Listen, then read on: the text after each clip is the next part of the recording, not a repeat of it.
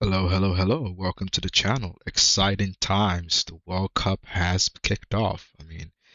It's kind of crazy that this comes up so soon. It snuck up on us. 2026 World Cup, we thought, oh, we got time, but here it is.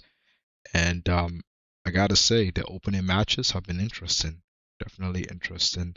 With the Mexico game, with all the shenanigans that happened there. The Canada game had its own vibe. And the US game was a surprise. Not a lot of people would have predicted what happened yesterday with the game. So I want to talk through the opening games, the vibes of the World Cup so far as we get into the meat of it this weekend with some exciting upcoming games. Just want to talk a little bit about the opening games and review, and we can look forward what we can look forward to for this 2026 edition of the World Cup.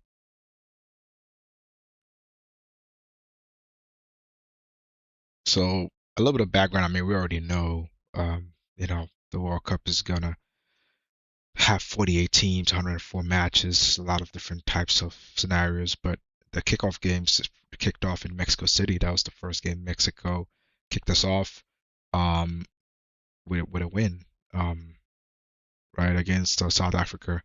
And then we had the Canada game, Canada, Bosnia Herzegovina game. That was a draw. And then we had the very impressive U.S. Paraguay game, a game in which we had no expectations. We didn't know how the U.S. was going to perform.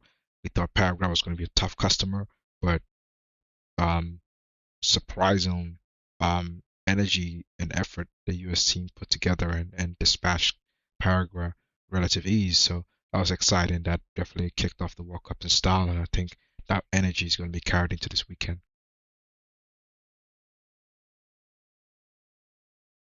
So with the US game, I think in LA the attendance of 70K. It was from TV. It looked like a pretty full packed house, so that was good to see because there's been some concern about attendance at the World Cup and with visas and traveling fans and a lot of stuff. So good to see that the kickoff games didn't have those problems. We'll see how things go when we get into the this weekend and the games that are coming on. The US had a 72% possession, uh, 2.14 expected GA, and it was a stunning performance from the team. Had a lot of energy, a lot of excitement, and I think that's good, bodes well for this team. Hopefully, they can carry that into the rest of the games and carry that into the tournament. The tournament has kicked off with the energy and buzz, and we have a good tournament. That's what we want to see. This game was hosted in LA, so in LA you're gonna have a lot of stars. We had a lot of folks coming in. You had Katy Perry with National Anthem. You had a lot of stars at the event, so that was pretty cool. Tom Cruise, David Beckham. So yeah, good turnout yesterday. Good tournament kickoff. So you look at the tactics. Pochettino has been criticized a lot pre-tournament with some of the games, some of the tactics, some of the different ways the team have been playing. But if you look at the way it's set up, it looks kind of like an asymmetric um, 4-4-2-3-1, right? Because that's his favorite uh, uh, setup.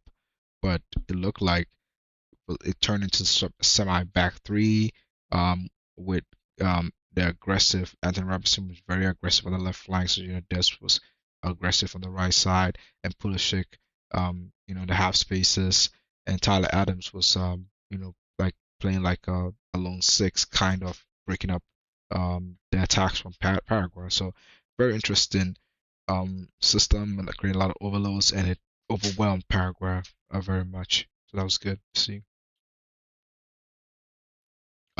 Florian Barragan played really well. He had a really good game. Rating of 10 out of 10, had, relentless pressing, counter pressing, and very good clinical finishing as well. So he had a great game. His first multiple goal game by an American World Cup since the 30s. That's how good a performance it was. And then Chris Richards also had a good game, anchoring the midfield. Even though he was center back, but the center back stepped up, so they were pretty much playing midfield most of the game. Had a really good game. 100% pass completion, which is amazing. I think it's the highest flawless passing record for a defender since '66. So really good game for him. Now we shift over to Mexico. So yeah, the U.S. had a really impressive performance. Mexico had a good performance. They had a full house, well, pretty much full house. That's 80,000 fans in Mexico City, capital. Possession stats was 60%, and the XG was close to one. So they played a little bit high in variable altitude, and so basically they played a 4-1-2-3. So it's kind of like a single holding midfielder to reserve energy in a split transition because of the high altitude. So that was good for them that they were able to take advantage of South Africa and get those two goals and those red cards. Second red card, especially the red card for South Africa helped out, right? If you look at the game, um, you know, Mexico gets that early goal, and then Sidho from South Africa gets that red card, and that changed the game, right? Because now, um, you know, Jimenez could get that second goal and close the game out. We had the 70-year debut from Mora, and then South Africa gets that second red card, and it's pretty much the game is over at that point. So Mexico just was able to take it through to the ending, and Mexico got that red card as well at the end of the game, but that's kind of meaningless in the context of this game. It might have implications for the next games, but in this game they have that much implications. And it was a weird game because the opener it had three red cards, which is like the first we've had since like Portugal, Netherlands in 2006. So that was interesting to see. So about Canada. So Canada, um, they opened up before the US on Friday, and they had a 30,000 attendance, which seems a little low. I don't know if the stadium was full or not, but this on TV seemed all right. Possession was good. They had a high XG. It seems like they dominated shots, but they just couldn't get that second goal to win the game. So it looks like they had to change into a 4-4-2 to compensate for Alfonso Davis and Bombito being out. And they were also down early, but they overcame and got a draw. So the start, but I'm sure the Canadian fans would have wanted to win.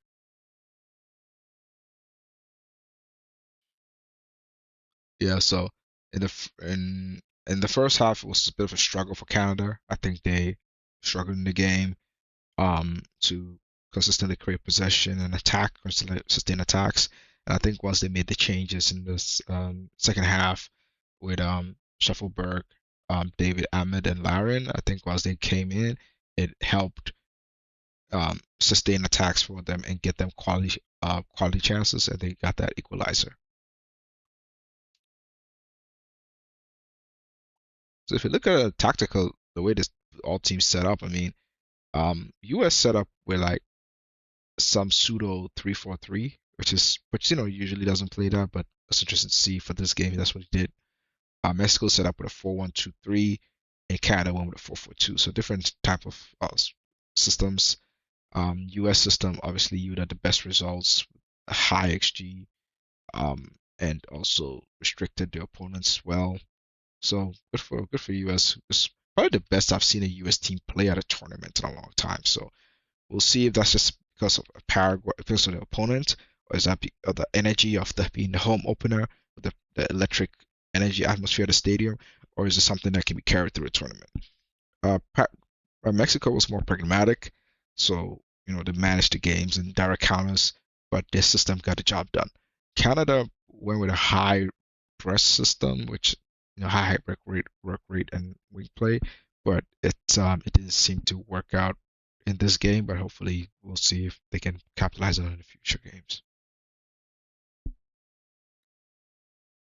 Um, as you know, the World Cup, um, it's been complained about a lot. It's the ticketing pricing. It's been a little bit outrageous. Some of the prices we've seen for these tickets, and FIFA has to take the brunt for this, the way they've managed it.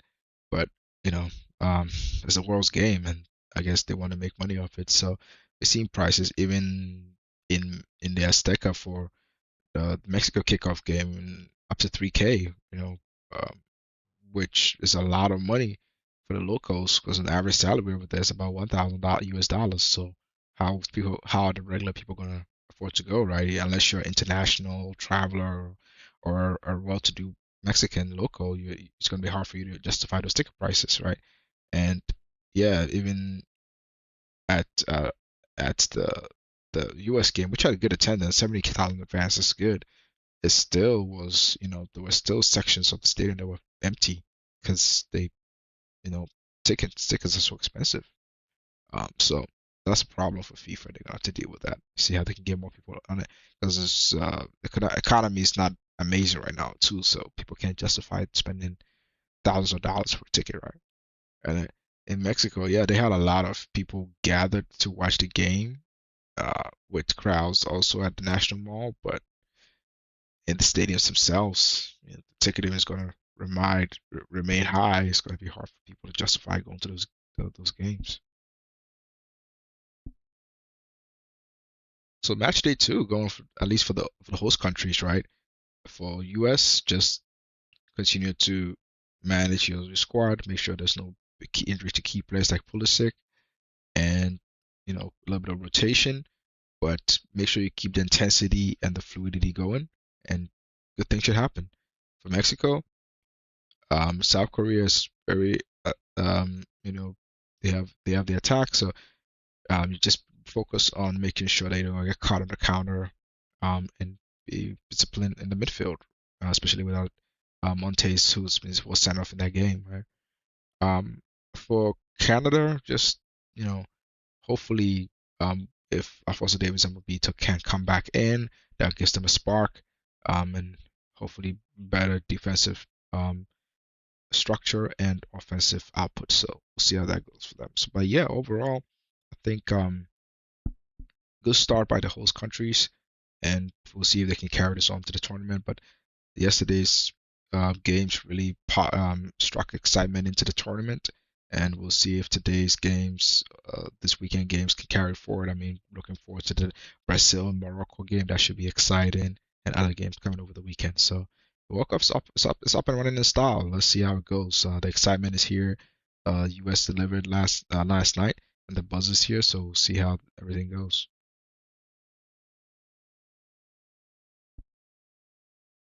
Yeah. So game one, match day one so far, the host nations have held serve. None of them got beat. So it's undefeated start for all three teams. We'll see how far they can go in this tournament. And the most surprising performance definitely from the U.S. But let's see how it goes. Pre-tournament, maybe other host nations, Mexico would have been the one you would have thought maybe would have gone far in this tournament. But after that performance, we'll be keeping an eye on the U.S. to see if they can make it through the knockouts and the quarters, and we'll see how far they go. So that's all I have on this World Cup opener coverage. Very exciting opener so far. Excited for the weekend to see the games and see who stamps the authority in match day one. Um, Exciting times. I'll be here to cover more of the World Cup games as they go along. We have a lot of games coming up, so we'll see what we can do. But I hope you enjoy the content. Like, subscribe, feel free to comment. And that's all I have for you today. And hope you enjoy the content. And remember, Jesus loves you.